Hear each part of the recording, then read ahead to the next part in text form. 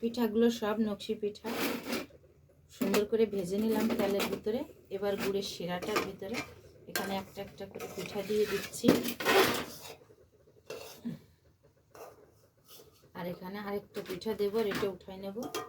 একসাথে সব পিঠাগুলো দিলে কি হয়, সবগুলো জড়া যায়। আর রাত থেকে এখন কিন্তু 11টা, 2 যা পিঠা বানাচ্ছি।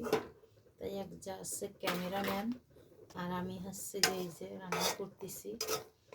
আসলে আমরা চলে যাব খুবই দ্রুত ঢাকা।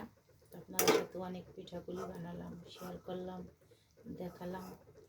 তো আপনাদের যদি ভালো লাগে বেশি বেশি করে কমেন্ট করবেন, তাহলে আমাদের এরকম সুন্দর সুন্দর পিঠার রেসিপি, তারপরে গ্রামের অসাধারণ কিছু দৃশ্য সবসময় দেখতে পাবেন।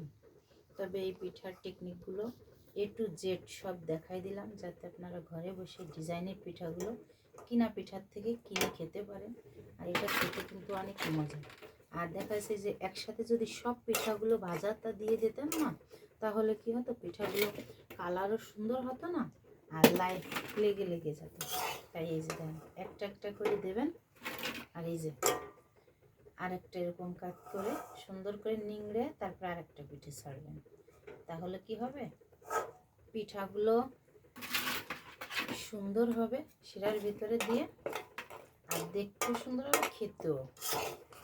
কিছু জিনিস আছে শুধু বানাইলে হয় না, এর একটা টেকনিক থাকার দরকার আছে।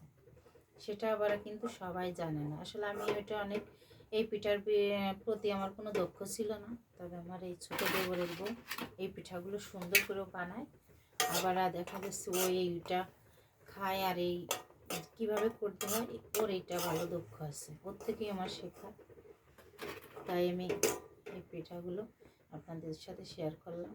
আপনারা এইভাবে পিঠাগুলো বানাবেন, আপনাদের ওয়াইফকে বানাই দিতে বলবেন, খাবেন, আর আমার জন্য দোয়া করবেন। আপনাদের সাথে শেয়ার করলাম।